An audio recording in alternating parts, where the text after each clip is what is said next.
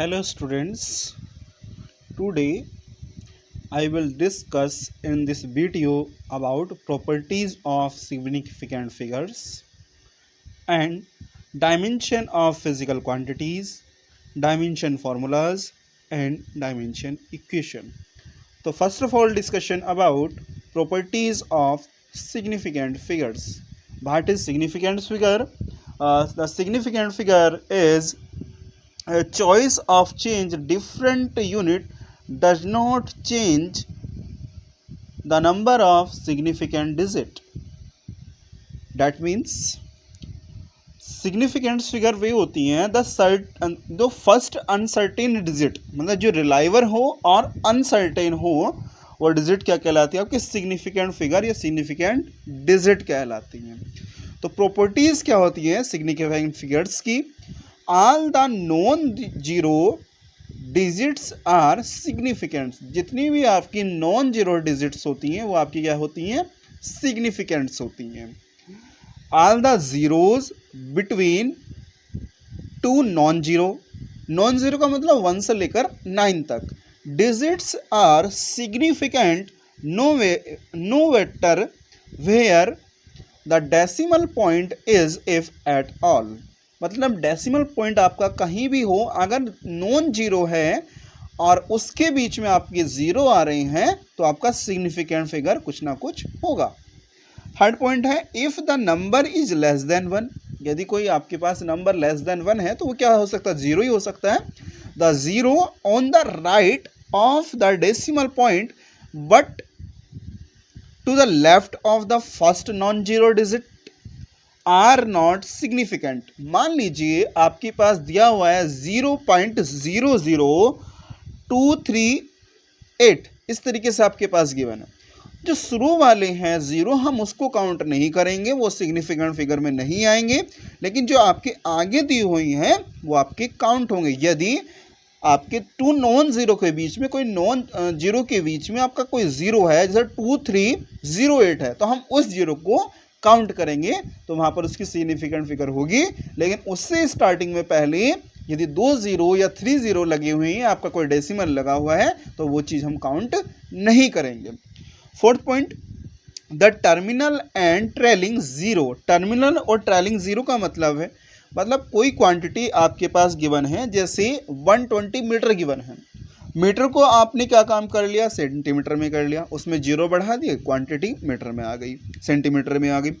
आपने सेंटीमीटर से मीटर में चेंज कर लिया, जीरो एक और बढ़ गया, फिर आपका मिलीमीटर में आ गया.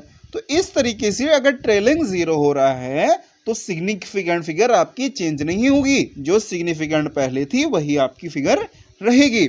द टर्मिनल और trailing zero is a number without a decimal point are not significant. वो आपकी सिग्निफिकेंट फिगर चेंज नहीं होगी. ठीक है, आगे जो लास्ट पॉइंट है फिफ्थ पॉइंट में the trailing zero is in a number with a decimal point are significant.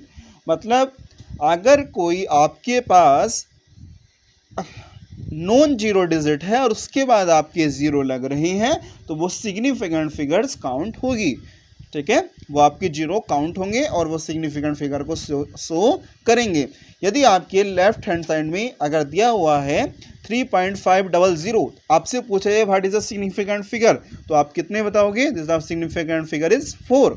3.500 में सिग्निफिकेंट फिगर कितने हैं? 4, क्योंकि जीरो को आप काउंट करोगे. क्यों काउंट करोगे? क्योंकि आपका नॉन जीरो के बाद में आ रहा. ठीक है, नेक्स्ट टॉपिक है आपका डायमेंशन ऑफ फिजिकल क्वांटिटीज. तो डायमेंशन ऑफ फिजिकल क्वांटिटीज क्या होती हैं इसके बारे में हम डिस्कशन करेंगे. यहां पर बहुत इंपॉर्टेंट टॉपिक है और आगे भी काफ़ी एग्ज़ाम पॉइंट ऑफ व्यू से भी, जो आपके एग्ज़ाम होते हैं उनके पॉइंट ऑफ व्यू से बहुत इंपॉर्टेंट है. और यहाँ पर हम डिस्कशन करने वाले हैं dimension of physical quantities. The dimension of a physical quantity are the power और एक्सपोनेंट. पावर भी कह सकते हैं, एक्सपोनेंट. पावर का मतलब जैसे 2 की पावर 2, तो 2 की पावर जो 2 है तो इज द पावर, या एक्सपोनेंट है, जैसे e की पावर x, तो e की पावर x, x जो है वो आपकी पावर है या exponent, to which the base quantities are raised to represent that quantities. तो जो बेस क्वांटिटी है उसकी जो पावर या एक्सपोनेंट जो चीज़ शो करती है वो क्या कहलाती है, वो डायमेंशन ऑफ फिजिकल क्वांटिटीज कहलाती हैं। All the physical quantity can be written in terms of the dimension L, M and T। जितनी भी आपकी फिजिकल क्वांटिटी होती हैं उसे हम L, M और T में लिखते हैं, और साथ साथ एक टेम्परेचर भी आपका होता है और एक होता है आपका करंट, तो इसके बाद हम वो भी काउंट करते हैं, लेकिन जो मेनली जो आपकी आती है वो आपकी L, M, T में आती है। For example, the volume occupied by object is expressed as the product of length, width और height। क्योंकि वॉल्यूम क्या होता है, लेंथ, विड्थ और हाइट होता है, तीनों ही क्या है आपकी लेंथ है, r3 length. Hence the dimension of the volume are, L की मल्टीप्लाई 3 टाइम्स करोगे, एल एल एल क्यों आया, क्योंकि आपने देखा है लेंथ को भी हम एल लेते हैं, विड्थ भी आपकी मीटर में होगी और हाइट भी आपकी मीटर में होगी, तो तीनों आपकी जो लेंथ है इसलिए हम एल लिखेंगे। और जो डायमेंशन अगर निकालते हैं तो हम बड़े कोष्टक में लिखते हैं, ठीक है, दिस द बड़े कोष्टक, इस तरीके से। तो इसे आप बिग कोष्टक में लिखोगे तो यहाँ पर क्या हो जाएगा, एल क्यूब हो जाएगा, क्यूब आप अंदर ले सकते हो तो एल क्यूब। तो वॉल्यूम की जो डायमेंशन होती है वो आपकी एल क्यूब होती है, लेकिन यहाँ एम जो है वो आपका 0 है और टी भी क्या है आपका 0 है, ठीक है। अब डायमेंशन फार्मूला कैसे होता है, डायमेंशन फार्मूला हम कैसे बनाते हैं, तो डायमेंशन फार्मूला देख लेते हैं। क्या होता है dimension formula, the expression which show how and which the base quantity represent the dimension of a physical quantity is called dimension formula. जो आपकी बेस क्वांटिटी है उनको हम कैसे एक्सप्रेस कर रहे हैं, कैसे हम उसको बता रहे हैं, तो वही आपका डायमेंशन फार्मूला कहलाता है। जैसे एग्जांपल देख लेते हैं हम यहाँ पर वॉल्यूम, तो वॉल्यूम को मैंने अभी आपको एल क्यूब बताया था। यदि आपसे फॉर्मूला पूर्ण रूप से पूछा जाए एम एल टी की टर्म में, तो एम की पावर 0 हो जाएगी, एल की पावर क्यूब और टी की पावर 0, क्योंकि यहाँ पर ना तो मास है और ना ही आपका टाइम है, लेकिन यहाँ लेंथ है ओनली। तो लेंथ हम मीटर या सेंटीमीटर में नापते हैं, तो इसलिए कैपिटल एल लेके चले, क्योंकि कैपिटल एल जो लेते हैं वो हम लेंथ के लिए लेके चलते हैं डायमेंशन में, ठीक है। तो यहाँ पर m 0, l की पावर 3 और t 0 आ जाएगा। And that speed and velocity, speed और वेलोसिटी की जो डायमेंशन होती है वो सेम होती है, क्योंकि स्पीड बराबर होता है डिस्टेंस अपॉन टाइम। तो डिस्टेंस के लिए एल लेते हो, टाइम की टी आ जाती है, जब टी आप ऊपर लेके जाओगे टी इन्वर्स हो जाती है, टी की पावर माइनस के 1 हो जाएगी, तो एम वहाँ पर नहीं है, तो एम की पावर 0, एल टी की पावर -1 हो जाएगा, ठीक है। अब डायमेंशनल इक्वेशन क्या होती है वो हम डिस्कशन कर लेते हैं। What is the dimensional equation, the dimensional equation are the equation which represent the dimension of physical quantities in term of base quantity. जो आपकी वेस क्वांटिटी होती है उसको हम एक्सप्रेस करते हैं डायमेंशन में, तो ये आपकी डायमेंशनल इक्वेशन कहलाती हैं। जैसे dimensional equation for volume, speed, force, mass density can be express. देखो हम किस तरीके से एक्सप्रेस करते हैं। फॉर्मूला वॉल्यूम के लिए होता है ml0, टी की पावर एल की पावर 3, टी की पावर 0, क्योंकि लेंथ ही आपकी आती है, लेंथ, विड्थ एंड तो हाइट। तो वॉल्यूम क्या होता है आपका, ये वॉल्यूम होता है, तो इसलिए मास की हमने पावर 0 लेके चले और टाइम की जो आप टी की पावर 0 लेके चले और यहाँ एल की पावर 3 आई, क्योंकि लेंथ, विड्थ, हाइट तीनों आपकी मीटर या सेंटीमीटर में नापोगे, तो वहाँ पर हम एल लेके चलते हैं डायमेंशन फार्मूले के लिए, ठीक है। तो आपका एल क्यूब आएगा। इसी तरीके से हम वेलोसिटी की बात करेंगे। तो वेलोसिटी में क्या होता है, या तो आप कहते हो डिस्प्लेसमेंट अपॉन टाइम। तो डिस्प्लेसमेंट क्या होता है, डिस्प्लेसमेंट जो आपकी लेंथ है और टाइम आपका टी लेके चलते हैं, तो एल टी की पावर -1 हो जाएगा और एम 0 हो जाएगा, क्योंकि वहाँ पर कोई मास का रोल नहीं है। तो आगे फोर्स देख लेते हैं। फोर्स क्या होता है, एफ बराबर एम में, तो एम किसके लिए आ गया, मास के लिए आ गया। और ये क्या होता है आपका एक्सेलरेशन। एक्सेलरेशन क्या होता है, वेलोसिटी पर यूनिट टाइम, क्या कहलाता है आपका, एक्सेलरेशन कहलाता है। तो वेलोसिटी की क्या होती है, एल टी की पावर -1 और टी की पावर टी नीचे और आ जाएगा, तो एल टी की पावर कितना हो जाएगा, 2 हो जाएगा। तो फोर्स की डायमेंशन कितनी होगी, ml⁻²⁻2 हो जाएगी। आगे जो डेंसिटी होती है, तो डेंसिटी बराबर कितना होता है, डेंसिटी बराबर होता है मास अपॉन वॉल्यूम। तो मास आपका ये हो गया, और वॉल्यूम की क्या थी आपकी, वॉल्यूम की थी आपकी एल क्यूब ऊपर जाके माइनस में बन गया, और टी कितना हो गया आपका 0 हो गया। ठीक है, तो यहाँ से हमने मास डेंसिटी की कैलकुलेट की। अब हम क्या यूजेस होती हैं डायमेंशन के, हम यहाँ पर अब डिस्कशन करेंगे। What is the use of the dimension. तो homogeneity of dimension in an equation, हम होमोजेनिटी बताते हैं। जैसे कोई इक्वेशन आपके पास गिवन है, जैसे इक्वेशन ऑफ मोशन की बात कर लीजिए।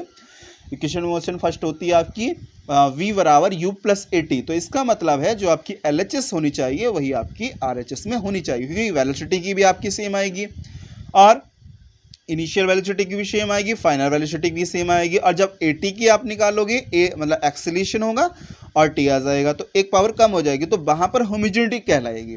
ठीक है, तो homogeneity of dimension in equation का आप यूज करते हो। Conversion of the unit conversion में यूज करते हो, जैसे MKS से CGS में और CGS से MKS में डायमेंशन का यूज करते हो। और detecting relation among the physical quantities, जो कि फिजिकल क्वांटिटी है उनके बीच में हम रिलेशन निकालने के लिए भी हम डायमेंशन का यूज करते हैं। अब क्या ड्रॉबैक हैं, मतलब क्या क्या ड्रॉबैक हैं आपके डायमेंशन की, मतलब क्या चीज़ आपकी असफलताएं हैं जो मेनली ड्रॉबैक है, हम यहाँ पर डिस्कस करेंगे। द डायमेंशन ऑफ AT², जो AT² है ये आपका आ रहा है S बराबर UT प्लस हाफ AT² से। तो हम AT² की बात कर रहे हैं, is the same that of AT²। Half AT² is the same as that of AT²। जो डायमेंशन है आपकी वो आपकी हाफ AT² और AT² की सेम है। तो pure number are dimensionless, तो जो हाफ होता है वो आपका डायमेंशन लेस होता है। यदि कोई कांस्टेंट की यदि हम बात करते हैं तो उसकी कोई डायमेंशन नहीं होती है। तो dimension does not depend on the magnitude, वो मैग्नीट्यूड पर डिपेंड नहीं करती। जैसे यहाँ पर हाफ होता है, 3 होता है, 4 होता है, तो वहाँ पर डिपेंड नहीं करती है। तो due to this reason the equation x बराबर UT plus half AT² is also dimensionally correct. ये इक्वेशन आपकी डायमेंशनली करेक्ट है। Thus a dimensionally correct equation, जो आपकी कोई डायमेंशनली करेक्ट इक्वेशन है, need not be actual correct, वो आपकी एक्चुअल करेक्ट है होनी चाहिए, but a dimensionally wrong equation must be wrong. अगर कोई इक्वेशन डायमेंशनली करेक्ट है तो ये आवश्यक नहीं है कि जो डायमेंशनली इनकरेक्ट होगी इक्वेशन तो वो वास्तव में ही करेक्ट होगी। ठीक है, अगर कोई इक्वेशन आपकी इनकरेक्ट है तो डायमेंशनली भी इनकरेक्ट होगी। अगर कोई इक्वेशन, जैसे इक्वेशन आपके पास थी x बराबर UT प्लस हाफ AT², ये किसके इक्वल हो रही है, x बराबर UT प्लस AT² की इक्वल हो रही है। तो यहां पर आपने देखा कि ये आवश्यक नहीं है कि वो डायमेंशनली इक्वेशन तो करेक्ट है लेकिन इक्वेशन करेक्ट ना हो, ऐसा हो सकता है। लेकिन अगर डायमेंशनली ही इनकरेक्ट कोई इक्वेशन इनकरेक्ट है तो इनकरेक्ट होगी, तो डायमेंशनली भी क्या होगी, इनकरेक्ट होगी। इस चीज का ध्यान रखें। एग्जाम्पल एक डिस्कशन कर लेते हैं इसी पर बेस। एक एग्जाम्पल है, let us consider an equation. एक इक्वेशन हम लेके चले, हाफ mv²। हाफ mv² क्या होती है, आपकी काइनेटिक एनर्जी होती है, और mgh क्या होती है, आपकी पोटेंशियल एनर्जी होती है। When m is the mass of the velocity, m क्या है यहाँ पर मास है, v is the velocity, g is the acceleration due to gravity, h is the height. Check whether this equation is dimensionally correct. आपको ये check करना है कि ये डायमेंशनली करेक्ट है या नहीं है। तो आप LHS में आप देखोगे तो LHS में कितना होगा, दिस इज LHS और दिस इज RHS। तो यहाँ पर जो हाफ है ये आपका मैग्नीट्यूड है, ये हम लेके नहीं चलेंगे। तो m की कितनी हो जाएगी, कैपिटल M जो मास है, v² LT की पावर -1 होती है जो वेलोसिटी होती है, और इसका बाहर आउटसाइड स्क्वायर, तो आप स्क्वायर कर दोगे, m स्क्वायर अंदर लेके आओगे, L² T की पावर -2, दोनों को आप कंबाइन लिखोगे तो m L² T की पावर -2। तो आपकी जो काइनेटिक एनर्जी की जो डायमेंशन आ रही है ml² T⁻² आ रही है। और डायमेंशन अब निकालोगे mgh, तो mgh की कितनी होगी देख लीजिए यहाँ पर। इस तरीके से आप कैलकुलेट करोगे तो डायमेंशन ऑफ RHS, ये आपका LHS लेके चलिए, इसको आप RHS लेके चल रहे हैं, ठीक है। तो मास की कैपिटल M, जो G होता है ग्रेविटेशनल एक्सीलेशन है, तो एक्सीलेशन की बात की जाए चाहे ग्रेविटेशनल एक्सीलेशन कहा जाए, एक्सीलेशन की सेम होती है L⁻²। एक्सीलेशन की कैसी आ रही है, वेलोसिटी पर यूनिट टाइम, और हाइट मतलब लेंथ है, तो इसलिए कैपिटल L आपने लिखा। तो M हो गया, L की यहाँ पावर 1 है, यहाँ भी पावर 1 है, तो 1 + 1 आपका 2 हो जाएगा, और T⁻² है -2 हो जाएगा। इनको आप एक जगह लिखोगे एक साथ, तो ml² T⁻²। तो आपने देखा जो काइनेटिक एनर्जी की डायमेंशन आ रही है वही आपकी पोटेंशियल एनर्जी की डायमेंशन है। तो यदि हम किसी एनर्जी की यदि हम बात करते हैं डायमेंशन के लिए, तो वो आपकी यहाँ पर सेम आ रही है, काइनेटिक एनर्जी की भी और पोटेंशियल एनर्जी की भी, ठीक है। तो dimension of LHS is equal to the dimension of RHS। तो इस तरीके से हम बेसिक डायमेंशन निकाल कर हम बहुत सारी जो आपके फॉर्मूलाज हैं तो उनकी हम डायमेंशन कैलकुलेट कर सकते हैं। चैनल को लाइक करें और सब्सक्राइब करें ताकि आपको आने वाली लेटेस्ट वीडियो की आपको जानकारी हो सके, और अपने आसपास के जो पड़ोसी हैं या मित्र हैं उनको आप सेंड करें ताकि वो भी इस वीडियो का लाभ उठा सकें। आज के लिए इतना ही, थैंक यू।